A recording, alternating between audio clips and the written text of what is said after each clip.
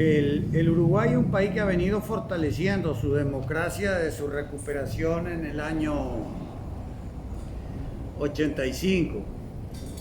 Y a nivel de la Constitución ha tenido algunas reformas, como del 89, que estableció la forma de ajuste de las jubilaciones, la del 96, que fue toda una reforma electoral, donde se creó la segunda vuelta. Y también hubo otra reforma, que no me acuerdo bien el año, pero que estableció que el agua es un bien de derecho humano y que solo el Estado puede llevar adelante el consumo de agua potable y el suministro de agua potable y el saneamiento.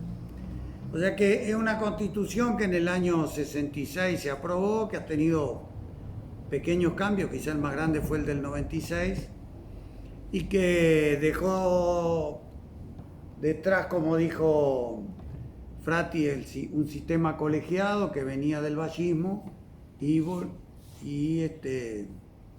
estableció un sistema presidencialista. Nosotros tenemos separación de poderes, sin duda, poder judicial, poder legislativo, poder ejecutivo. Y en esa constitución del 66, como dijo Alfredo, se le dio al presidente facultades de enviar al Parlamento leyes de urgente consideración. Bueno, con ese rótulo, usando ese mecanismo, el presidente Lacalle Pou envió al Parlamento un proyecto de más de 500 artículos. Algunos de ellos mucho más graves de los que impugnamos. Por ejemplo, desmonopolizar la comercialización de los combustibles, lo que significaba cerrar la refinería de La Teja, porque en Uruguay no es productor de petróleo, compra el petróleo y lo refina en su refinería y luego lo vende en todo el Uruguay al mismo precio. ¿Por qué? Porque hay departamentos que terminan subsidiando que el precio de la nafta y del gasoil sea el mismo en Montevideo que en Artigas o que en Cerro Largo. O sea, eso es producto de una concepción del Estado uruguayo que está muy impregnada de los ideales vallistas y también de lo que ha incidido la izquierda en el país, que sin ton ni son ha venido creciendo desde el año 84 que se recuperó la democracia hasta ganar el gobierno, ¿no?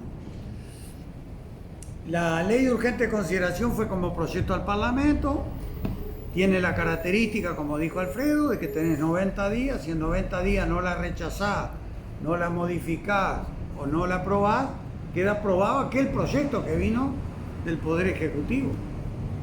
Bueno, el Frente resolvió como estrategia involucrarse, tratar de incidir, de hacerlo menos mal, aunque cuestionó desde el principio su baja calidad democrática, cuestionó que una ley no puede ser de urgente consideración cuando los temas que se tratan en ella, ninguna tenía urgente consideración. Estábamos en pandemia y no hay una norma para ver cómo combatimos el tema de la pandemia. O sea, lo urgente que era, norma para combatir la pandemia, no. Se tocan 40 áreas del Estado. Seguridad. Se reforma el Código del Proceso Penal, se reforma el Código Penal, se reforma la Ley General de la Fiscalía General de la Nación. O sea, educación, se reforma la Ley General de Educación, que en Uruguay llevó 3 años discutirla y votarla en el Parlamento, con una participación muy importante de la comunidad educativa, padres, madres, docentes. Se crean toda una serie de normas que nosotros consideramos perjudiciales. Algunas nosotros las aprobamos porque consideramos que era un avance en algunos temas, como la creación del Instituto Nacional del Vino, las unidades reguladoras de energía y agua, se transforman en servicios descentralizados. Bueno, pensamos que hay cosas que son importantes. Pero hay 135 artículos con los cuales nosotros discrepamos. Creemos además que la LUC constituye, junto al presupuesto que aprobó la coalición de gobierno y la rendición de cuenta última, el programa de gobierno del partido, o mejor dicho, de la coalición que ganó las elecciones. Y acá quiero hacer un paréntesis y decirles que en Uruguay, en octubre, el Frente Amplio sacó el 39% de los votos y el Partido Nacional, cuyo presidente hoy gobierna, sacó el 29%. Y que cuando armaron la coalición multicolor, sumados todos, superaban al Frente Amplio por 360.000 votos. O sea, el Frente sacó 950.000 votos y los partidos que luego formaron la coalición multicolor sacaron 360.000 votos más que el Frente Amplio. Cuando llegamos a noviembre y hay que decidir entre dos fórmulas, la del Frente Amplio, la más votada, y la del Partido Nacional con 29%, la coalición multicolor, la calle Pou, la fórmula, la calle Pou Beatriz Argimón gana por 37.000 votos. Quiere decir que hubieron más de 300.000 uruguayos que reaccionaron en su momento y dijeron, no, esta persona no la quiero conduciendo el país. A nosotros que nos piden autocrítica, que perdimos el gobierno, yo pregunto qué autocrítica ha hecho la coalición multicolor de que tenía 360.000 votos de ventaja y ganó por 37.000. Y han gobernado como que el frente no existiera, en el tratamiento de la pandemia y en las cosas que hay que afrontar en el Uruguay. Y entonces este gobierno ha tenido, yo digo, una impronta muy clara de unidad de la coalición. La unidad se da fundamentalmente cuando hay que ir contra el Frente Amplio y contra los gremios. Eso es como una seña de identidad de la coalición. No toleran los gremios, no toleran la izquierda. Porque además dentro de la coalición hay partidos que son de impronta militar, incluso de justificar los excesos de la dictadura y de ocultar situaciones que ellos podrían aportar para saber, por ejemplo, dónde está gente que ha desaparecido y hasta ahora no se la ha podido ubicar, que es el partido Cabildo Abierto de Guido Manini Río, que fue el comandante en jefe de ejército. Pero en el Parlamento se discuten diputados, se discuten senadores, se logran cambiar algunas cosas, otras votamos en contra, y cuando la ley se aprueba en julio del 2020, organizaciones sociales, no el Frente Amplio, comenzaron a hablar de recurrir a un instrumento de democracia directa que se llama el referéndum.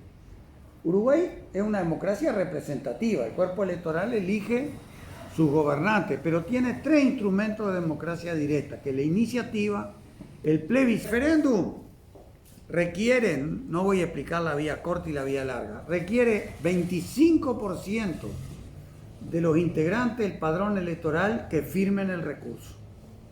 Eso significa en Uruguay 672.000 más o menos firmas.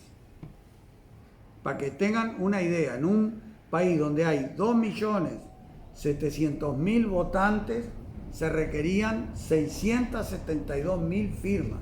Había que salir a juntar. Las organizaciones sociales inician el proceso, el Frente Amplio se suma y discuten y resuelven apelar a la vía larga, o sea, salir a juntar firmas, para lo cual había un año desde que la ley se votó en el Parlamento. En julio de 2020, la emergencia sanitaria en Uruguay se decretó el 10 de marzo o el 13 de marzo de 2020.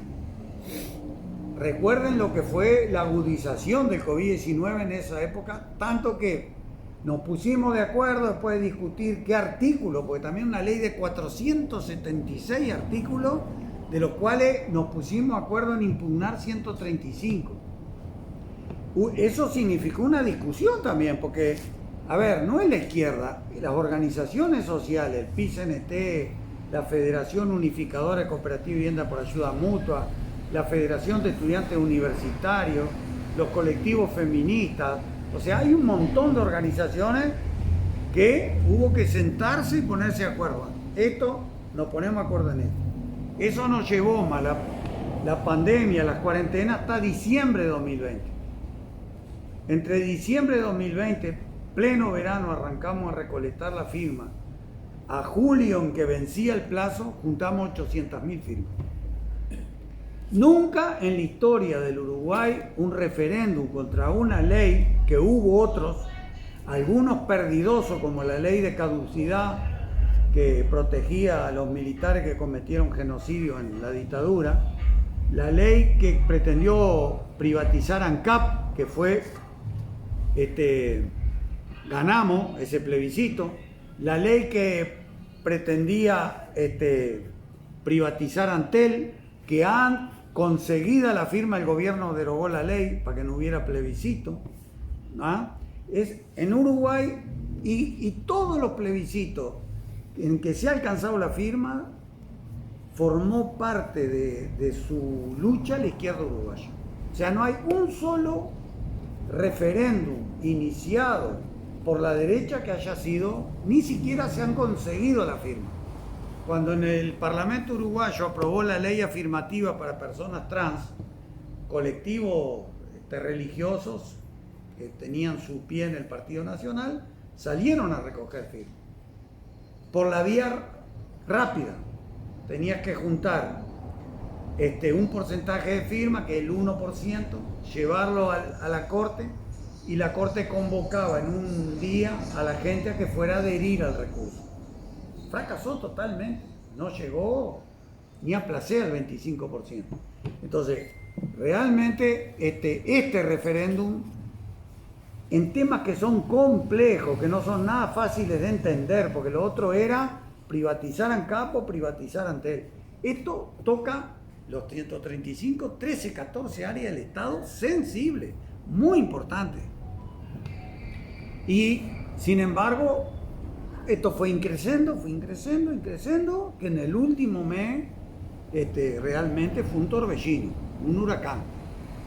Y pocos días antes de entregar la firma, se dio la cifra y bueno, llegamos a 795.000 firmas. La Corte Electoral inició el proceso de verificación. Cuando llegó a las 672.000, dijo hay referéndum, cortó, todo lo demás no se verificó. Y convocó al referéndum para el 27 de marzo. El 27 de marzo, los que queremos derogar esos 135 artículos, votamos sí, y la papeleta va a ser rosada, que es esta que está acá. Los que quieren que se mantengan los 135 artículos, votan no, y la papeleta es celeste. O sea, la Corte Electoral eligió la celeste para el no y la rosada para el sí. Incluso en el proceso de recolección de firmas, como estábamos en pandemia, pedimos que se prorrogara el plazo, porque se prorrogó el plazo para muchas cosas. Hubo feria judicial, hubo, digamos así, se prorrogó el plazo para que empresarios no pagaran los aportes. Pues bueno, pues estamos viendo una situación. Entonces dijimos, bueno, si no se puede salir, no se puede aglomerar, estamos en una situación de cuarentena, prorroguen el plazo de un año. No aceptaron. O sea, todas las trabas que tenían que poner para la firma las pusieron. Nunca quisieron debatir en el periodo de recolección de firmas. Nos ofrecimos a debatir, nunca quisieron debatir y decían no las van a conseguir, no las van a conseguir. Cuando las consiguieron, cuando estaban la firma, ahí ahora empezaron a debatir. Pero ¿qué pasa? No debaten con las organizaciones sociales, debaten con los dirigentes del Frente Amplio. ¿Por qué? Porque la estrategia de ellos es que el referéndum es una elección de medio término, de mitad de periodo, y acá el Frente Amplio le quiere poner palos en la rueda al gobierno. Entonces desprecian a las organizaciones sociales y los debates que hoy se están dando entre dirigentes políticos, pero no aceptan debatir con los representantes de los gremios o de otras organizaciones que impulsan el referéndum. Ahora, ¿en qué consisten esos 135 artículos? Bueno, la mayoría de los 135 artículos que impugnamos tienen que ver con la seguridad y con la educación. Con la seguridad porque recorta libertades, recorta derechos y garantías. Yo siempre digo, nosotros tenemos un sistema de justicia y tenemos que asumir por encima de los problemas y las inquietudes que tengamos sobre la seguridad, que es un problema mundial, regional y también del Uruguay, aunque Uruguay es en general reconocido como un país bastante seguro, de que pasibles de ir a un juzgado a responder penalmente somos todos. Porque si bien no todos tenemos la inclinación a hurtar, a rapiñar o asesinar a una persona, puede pasar que por razones de la vida vas en un auto conduciendo y de repente una persona, te comes una cebra, la persona va cruzando la cebra y la mata, y eso te puede llevar a un proceso penal por un homicidio a título de dolo eventual, por ejemplo. ¿No? Vos no quería, pero tenía que haber previsto que si la persona pasaba la cebra, podía... por ejemplo, en nuestro país, que se cambió el proceso penal de... hoy la acción penal la tiene el fiscal, antes el juez participaba del sumario, ahora no. Se dan situaciones en que, por ejemplo, si vos, un policía te pide la cédula, vos no tenés la cédula en ese momento, el policía está habilitado, llevate para la comisaría y tenete 4 horas. No importa si vos le decís, no, pero mire, vamos hasta mi casa, le muestro la cédula, salía, yo que sé, a llevar al chiquilín a la escuela, no pensé, o salía a hacer ejercicio. Bueno, no, ahora está habilitado a tenerte 4 horas en la comisaría para transmitirle al Ministerio Público que te que te detuvo, ¿viste? Por ejemplo, también se dan situaciones en que el Uruguay apostó y ha sido insuficiente, pero ha buscado generar un sistema de rehabilitación del preso. ¿Tá? Las cárceles uruguayas no son nada buenas. Si bien hubo un esfuerzo, claro, el presupuesto del Estado no lo podés dirigir a una cosa sola, tiene que atender mil. Entonces hay cárceles en que hoy son habitables, que se llevan adelante procesos de rehabilitación, y hay otras que son una bomba, ¿no? Eso es la realidad. El CONCAR, Santiago Vázquez, una bomba. Pero ¿qué pasa? Algunos delitos como la rapiña simple, que se podía redimir con pena de estudio y trabajo, ahora no se puede. Entonces el proceso de rehabilitación de los presos cada vez es más acotado, a pesar de que creamos el Instituto Nacional de Rehabilitación, de que son educadores los que tratan con los